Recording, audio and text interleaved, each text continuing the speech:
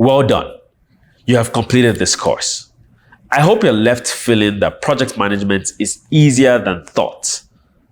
And it's almost common sense once you understand the steps. It's really quick and easy.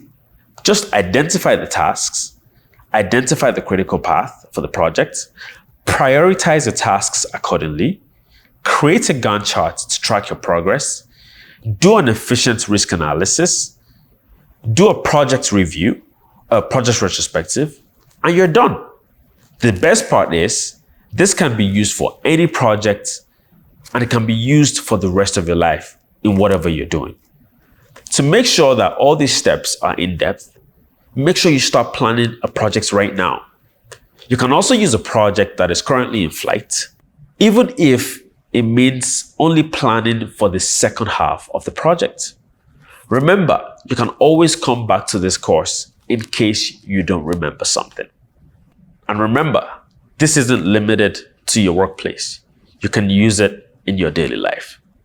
I hope you've learned today. Thank you.